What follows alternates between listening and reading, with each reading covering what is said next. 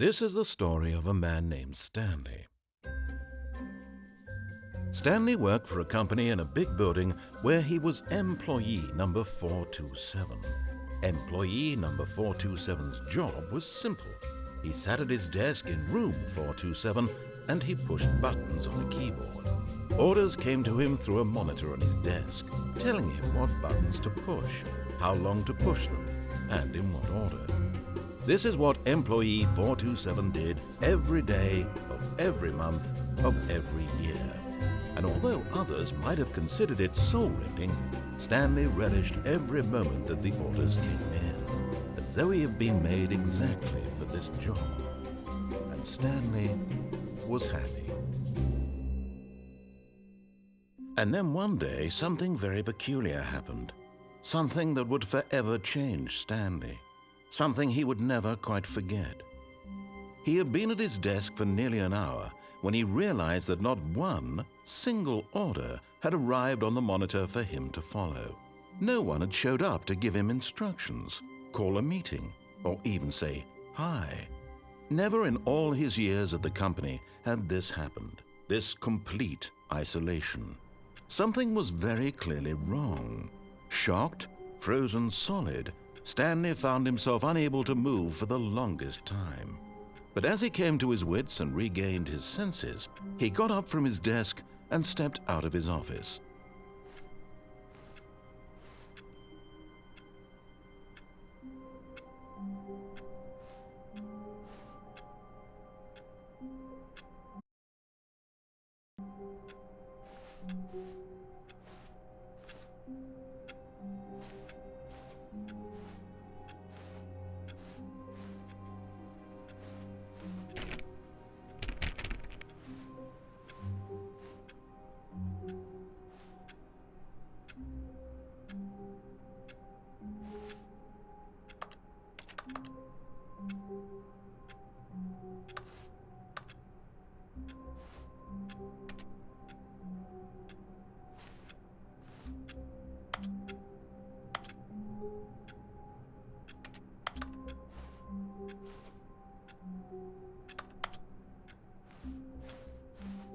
All of his co-workers were gone. What could it mean? Stanley decided to go to the meeting room. Perhaps he had simply missed a memo.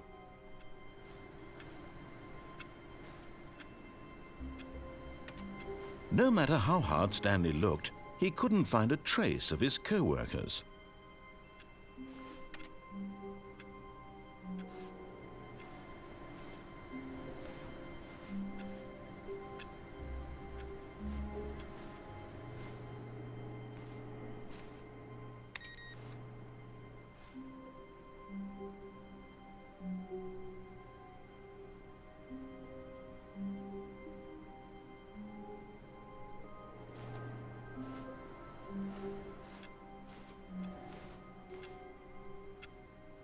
Stanley went around touching every little thing in the office, but it didn't make a single difference, nor did it advance the story in any way.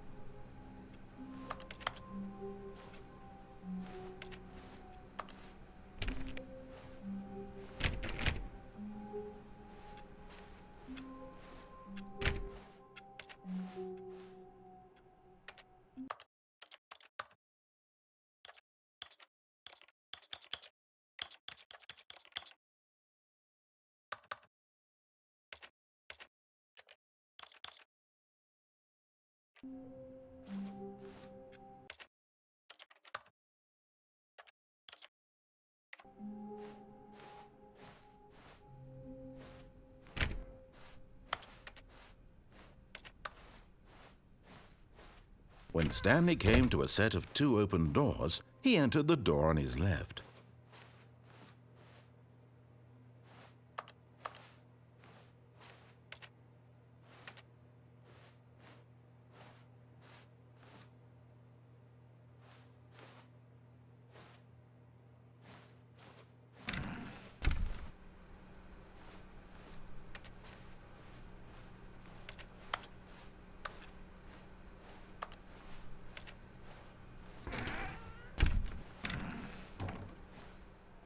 Yet there was not a single person here either. Feeling a wave of disbelief, Stanley decided to go up to his boss's office, hoping he might find an answer there.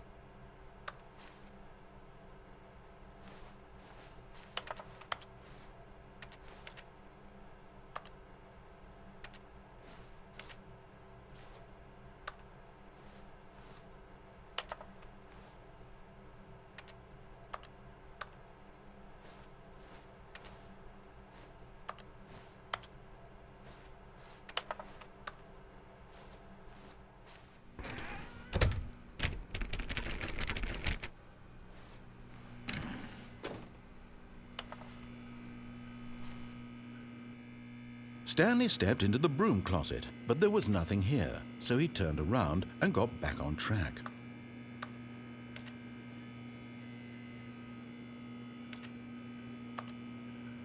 There was nothing here.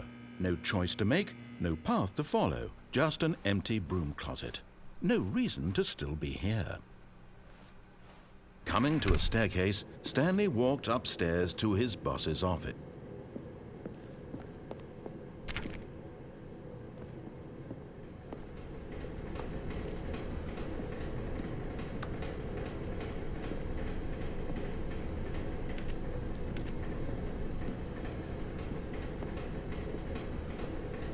But Stanley just couldn't do it.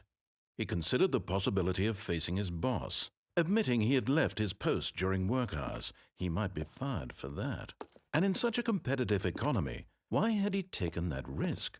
All because he believed everyone had vanished? His boss would think he was crazy. And then something occurred to Stanley. Maybe, he thought to himself, maybe I am crazy. All of my co-workers blinking mysteriously out of existence in a single moment for no reason at all? None of it made any logical sense.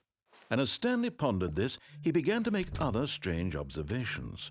For example, why couldn't he see his feet when he looked down? Why did doors close automatically behind him wherever he went? And for that matter, these rooms were starting to look pretty familiar. Were they simply repeating? No, Stanley said to himself, this is all too strange. This can't be real. And at last, he came to the conclusion that had been on the tip of his tongue. He just hadn't found the words for it. "I'm dreaming!" he yelled. "This is all a dream." Oh, what a relief Stanley felt to have finally found an answer, an explanation. His co-workers weren't actually gone. He wasn't going to lose his job. He wasn't crazy after all. And he thought to himself, I suppose I'll wake up soon. I'll have to go back to my boring real-life job pushing buttons. I may as well enjoy this while I'm still lucid. So he imagined himself flying and began to gently float above the ground. Then he imagined himself soaring through space on a magical starfield, and it too appeared. It was so much fun, and Stanley marveled that he had still not woken up. Caralho, que narrador louco, quebra de quarta parede. And then perhaps the strangest question of them Que all jogo da hora, não entered botava fé. one he was amazed he hadn't asked himself sooner. What the Why is fuck? there a voice in my Mesmo lugar. head dictating everything that I'm doing and Não, thinking? mudou aqui. Now the voice was describing itself being considered by Stanley, who found it particularly strange. I'm dreaming about a voice describing me, thinking about how it's describing my thoughts, he thought. And while he thought it all very odd and wondered if this voice spoke to all people in their dreams, the truth was that, of course, this was not a dream. How could it be? Was Stanley simply deceiving himself, believing that if he's asleep, he doesn't have to take responsibility for himself? Stanley is as awake right now as he's ever been in his life. Now, hearing the voice speak these words was quite a shock to Stanley. After all, he knew for certain, beyond a doubt, that this was in fact a dream. Did the voice not see him float and make the magical stars just a moment ago? How else would the voice explain all that? This voice was a part of himself too. Surely, if he could just... He would prove Vou ficar doido com esses He would bom prove that narrador. he was in control, that this was a dream. So he closed his eyes gently, and he invited himself to wake up. He felt the cool weight of the blanket on his skin, the press of the mattress on his back, the fresh air of a world outside this one. Let me wake up, he thought to himself. I'm through with this dream. I wish it to be over. Let me go back to my job. Let me continue pushing the buttons. Please, it's all I want. I want my apartment, and my wife, and my job. All I want is my life exactly the way it's always been. My life is normal. I am normal. Everything will be fine. I am okay.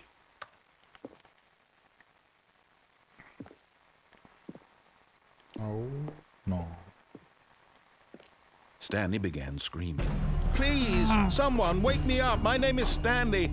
I have a boss. I have an office. I am real. Please, just someone tell me I am real. I must be real. I must be. Can anyone hear my voice? Who am I? Who am I?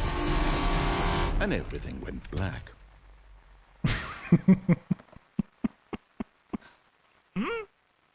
This is the story of a woman named Mariella. Mariella woke up on a day like any other. She arose, got dressed, gathered her belongings, and walked to her place of work.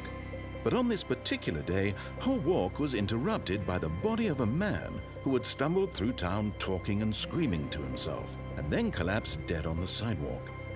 And although she would soon turn to go call for an ambulance, for just a few brief moments, she considered the strange man. He was obviously crazy. This much she knew. Everyone knows what crazy people look like. And in that moment, she thought to herself how lucky she was to be normal. I am sane. I am in control of my mind. I know what is real and what isn't. It was comforting to think this, and in a certain way, seeing this man made her feel better. But then she remembered the meeting she had scheduled for that day, the very important people whose impressions of her would affect her career, and by extension, the rest of her life. She had no time for this, so it was only a moment that she stood there, staring down at the body. And then she turned and ran.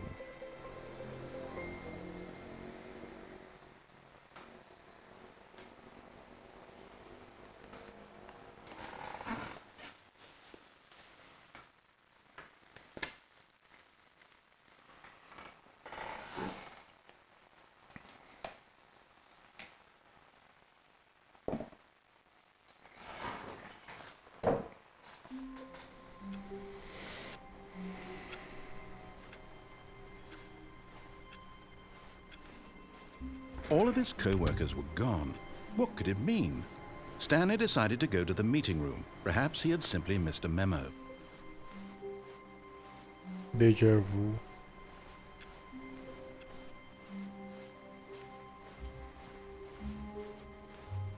When Stanley came to a set of 2 open doors, he entered the door on his left.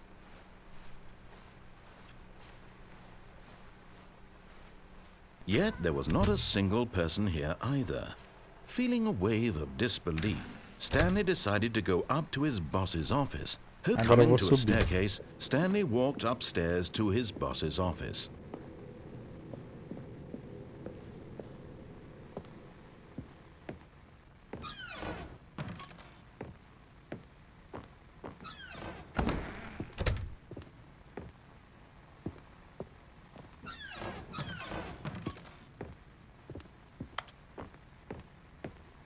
Stepping into his manager's office, Stanley was once again stunned to discover not an indication of any human life. Shocked, unraveled, Stanley wondered in disbelief who orchestrated this. What dark secret was being held from him? What he could not have known was that the keypad behind the boss's desk guarded the terrible truth that his boss had been keeping from him. And so the boss had assigned it an extra secret PIN number. 2845. But of course, Stanley couldn't possibly have known this.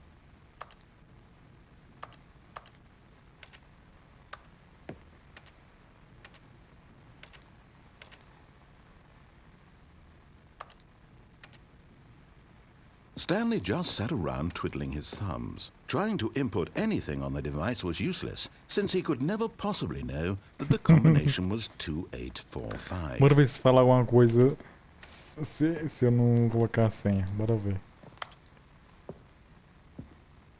2845.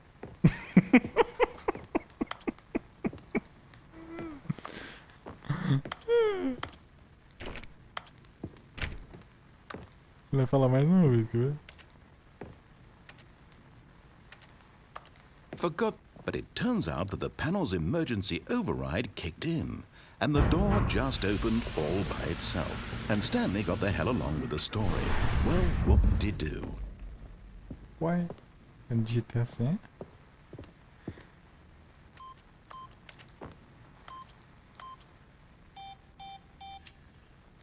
Vinte 8 4 errei.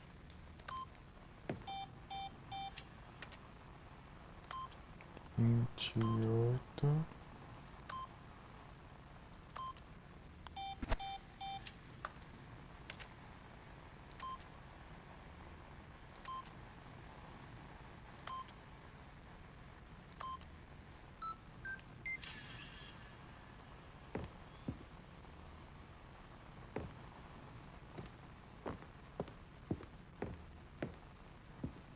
digitei. Mas ele abriu sem eu digitar.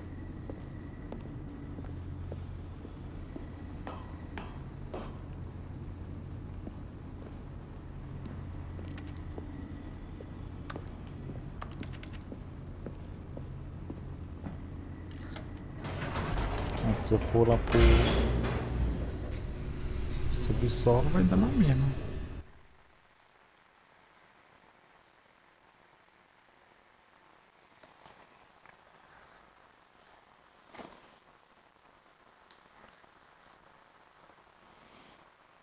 Descending deeper into the building, Stanley realized he felt a bit peculiar.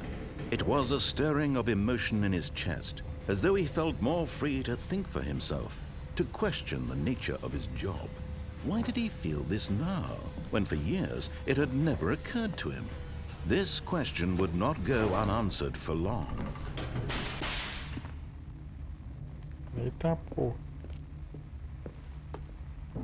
Stanley walked straight ahead through the large door that read Mind Control Facility. Escape.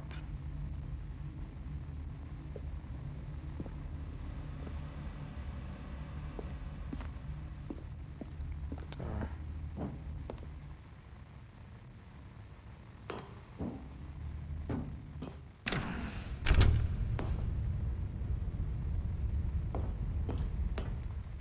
Agora não tem mais escape não.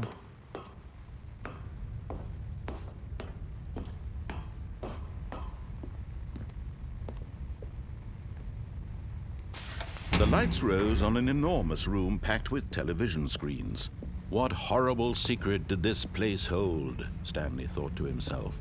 Did he have the strength to find out?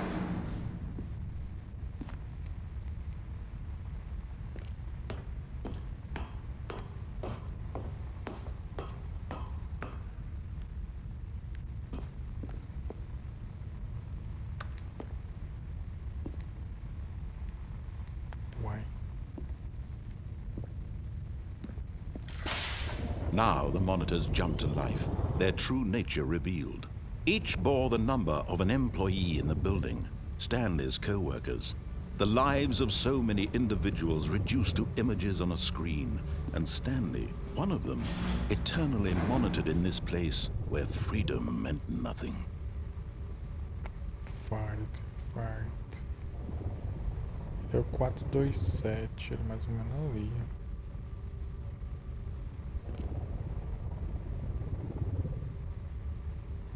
aqui.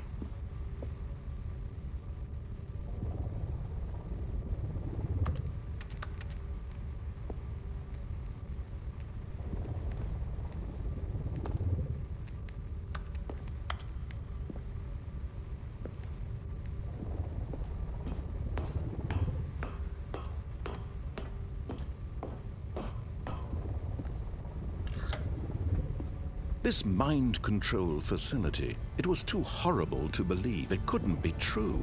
Had Stanley really been under someone's control all this time? Was this the only reason he was happy with his boring job? That his emotions had been manipulated to accept it blindly? No, he refused to believe it. He couldn't accept it. His own life in someone else's control? Never! It was unthinkable, wasn't it? Was it even possible? Had he truly spent his entire life utterly blind to the world? But here was the proof. The heart of the operation. Controls labeled with emotions. Happy, or sad, or content. Walking, eating, working. All of it monitored and commanded from this very place. And as the cold reality of his past began to sink in, Stanley decided that this machinery would never again exert its terrible power over another human life. For he would dismantle the controls once and for all.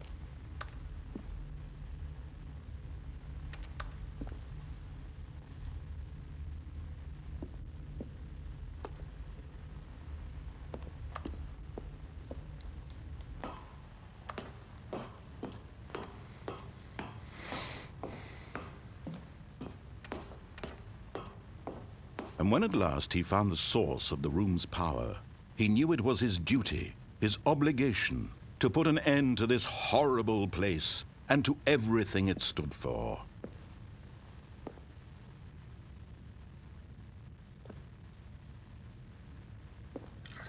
Oh, Stanley, you didn't just activate the controls, did you? After they kept you enslaved all these years, you go and you try to take control of the machine for yourself. Is that what you wanted? Control? Oh, Stanley, I applaud your effort, I really do. But you need to understand, there's only so much that machine can do. You were supposed to let it go, turn the controls off, and leave. If you want to throw my story off track, you're going to have to do much better than that.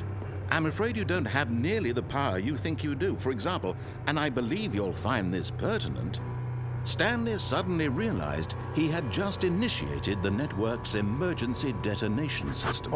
In the event that this machine is activated without proper DNA identification, nuclear detonators are set to explode, eliminating the entire complex.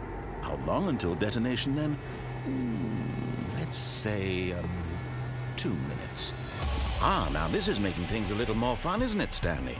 It's your time to shine. You are the star. It's your story now. Shape it to your heart's desires. Oh, this is much better than what I had in mind. What a shame we have so little time left to enjoy it. Mere moments until the bomb goes off. But what precious moments each one of them is. More time to talk about you, about me, where we're going. What all this means, I barely know where to start. What's that? You'd like to know where your co-workers are? A moment of solace before you're obliterated? All right, I'm in a good mood. You're gonna die anyway. I'll tell you exactly what happened to them. I erased them. I turned off the machine. I set you free. Of course, that was merely in this instance of the story. Sometimes when I tell it, I simply let you sit there in your office forever, pushing buttons endlessly and then dying alone. Other times, I let the office sink into the ground, swallowing everyone inside, or I let it burn to a crisp. I have to say this, though, this version of events has been rather amusing. Watching you try to make sense of everything and take back the control wrested away from you, it's quite rich. I almost hate to see it go. But I'm sure whatever I come up with on the next go-around will be even better. My goodness, only 34 seconds left. But I'm enjoying this so much. You know what? To hell with it. I'm going to put some extra time on the clock, why not? These are precious additional seconds, Stanley. Time doesn't grow on trees. Oh dear me, what's the matter, Stanley? Is it that you have no idea where you're going or what you're supposed to be doing right now? Or did you just assume when you saw that timer that something in this room was capable of turning it off? I mean, look at you. Running from button to button, screen to screen, clicking on every little thing in this room. These numbered buttons, no, these colored ones, or maybe this big red button, or this door. Everything, anything, something here will save me. Why would you think that, Stanley? That this video game can be beaten? Won? Solved? Do you have any idea what your purpose in this place is? Stanley, you're in for quite a disappointment. But here's a spoiler for you. That timer isn't a catalyst to keep the action moving along. It's just seconds ticking away to your death. You're only still playing instead of watching a cutscene because I want to watch you for every moment that you're powerless. To see you made humble. This is not a challenge. It's a tragedy. You wanted to control this world, that's fine. But I'm going to destroy it first, so you can't. Take a look at the clock, Stanley. That's 30 seconds you have left to struggle. 30 seconds until a big boom and then nothing. No ending here, just you being blown to pieces. Will you cling desperately to your frail life, or will you let it go peacefully?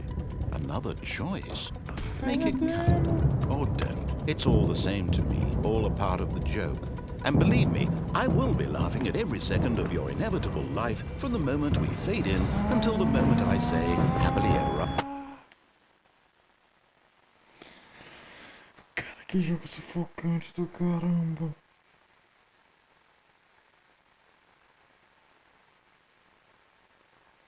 Desse jogo eu queria ir pra terapia.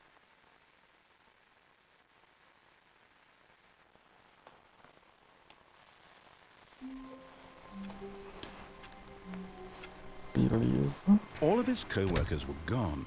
What could it mean? Stanley decided to go to the meeting room. Perhaps he had simply missed a memo.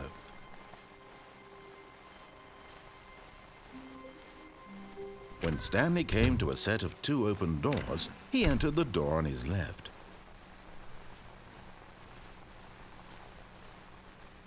Yet there was not a single person here either.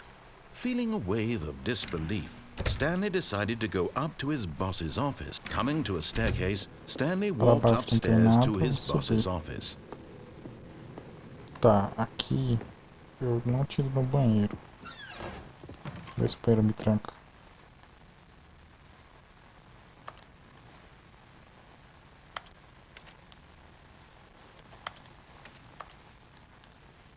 Beleza, o banheiro foi, não tem nada interessante.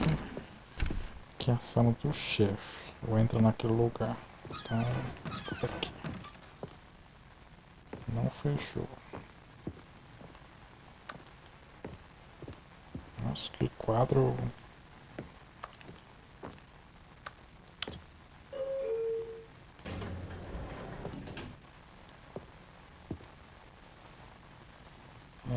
Eu vou subir mais.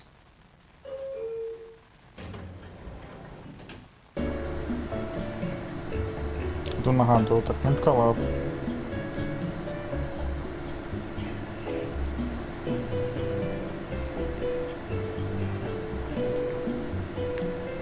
Esse narrador tá calado.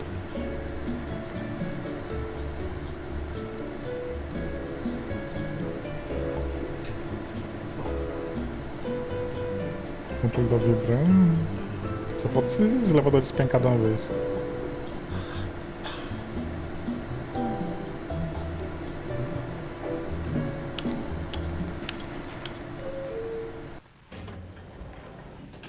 Pera, parei no mesmo lugar.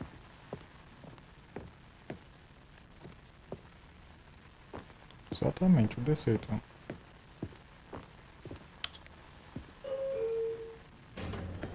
Queria essa cobertura, né? Faz sentido. Crescendo.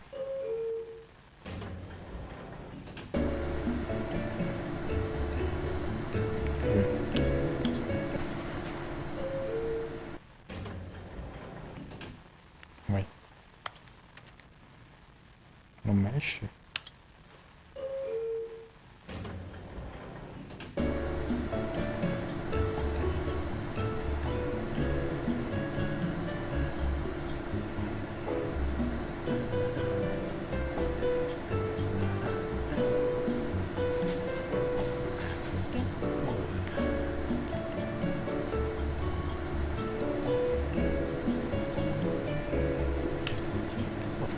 Pelo jeito, o elevador não sai.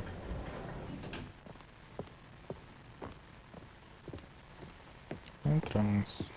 Stepping into his manager's office, Stanley was once again stunned to discover not an indication of any human life. What could it mean? Stanley wondered aloud to nobody. He began wildly tearing through papers on the boss's desk, pulling books off the shelf, looking behind paintings, desperate for clues to his situation. But his attention was caught by a keypad behind the boss's desk. What could its purpose be? In fact, this keypad guarded the terrible secret that lay buried below his feet. And so the boss had assigned it an extra secret PIN number, 2845. But yet incredibly, by simply pushing random buttons on the keypad, Stanley happened to input the correct code by sheer luck. Amazing. He stepped into the newly opened passageway.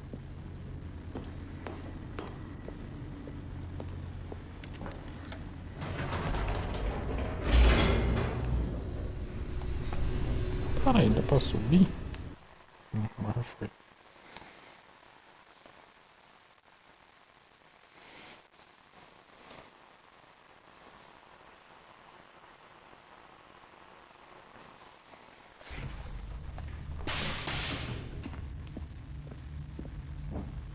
Stanley walked straight ahead through the large door that read Mind Control Facility.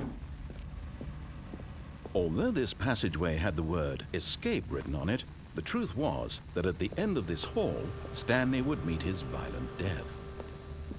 Qual foi, narrador? Foda-se, eu vou arriscar.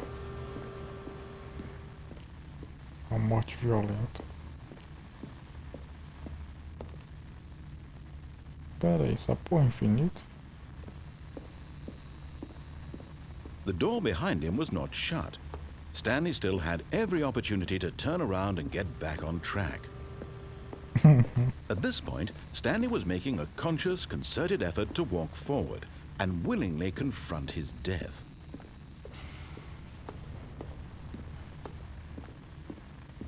Eu acho que não vai encarar minha morte, não.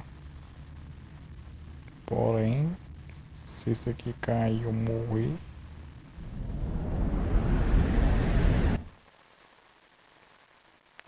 acho que eu caí e morri.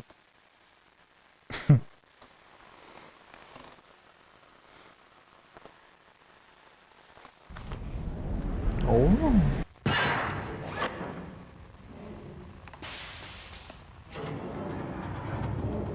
As the machine whirred into motion and Stanley was inched closer and closer to his demise, he reflected that his life had been of no consequence whatsoever. Stanley can't see the bigger picture. He doesn't know the real story, trapped forever in his narrow vision of what this world is. Perhaps his death was of no great loss, like plucking the eyeballs from a blind man. And so he resigned and willingly accepted this violent end to his brief and shallow life. Farewell, Stanley. Qual foi, narrador?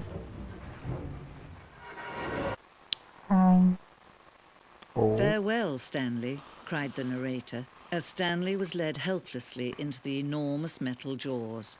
In a single visceral instant, Stanley was obliterated as the machine crushed every bone in his body, killing him instantly. Nossa. Só tá narradora, eu gostei dela já.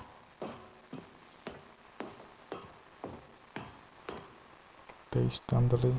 And yet it would be just a few minutes before Stanley would restart the game, back in his office, as alive as ever. What exactly did the narrator think he was going to accomplish?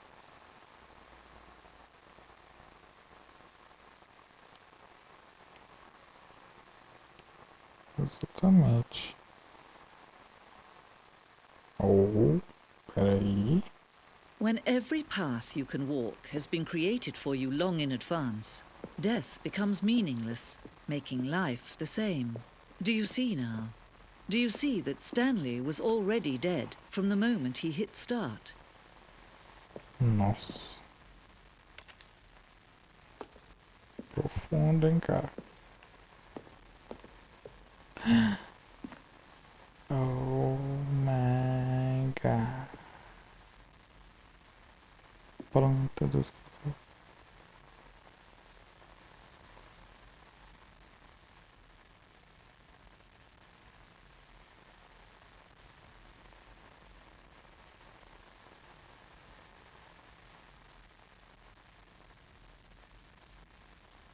Caralho. Caralho.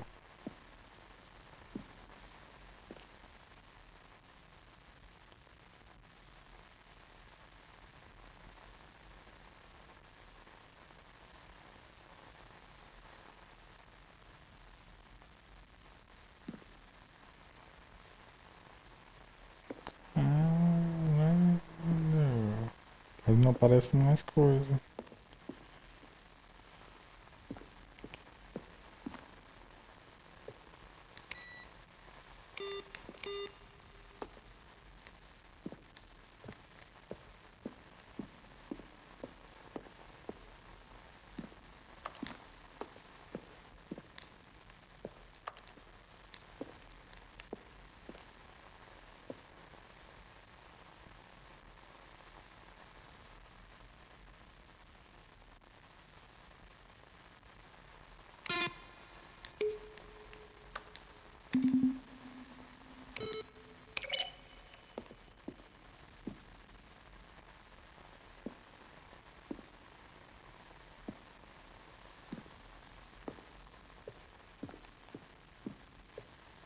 Caralho.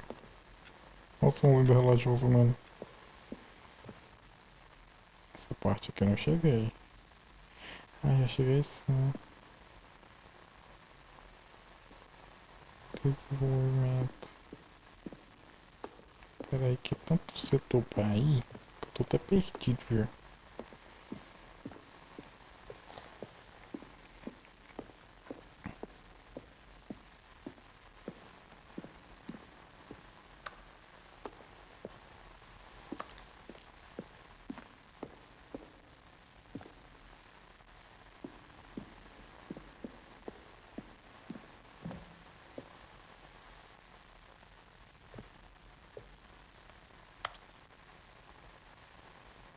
Opa, spoiler.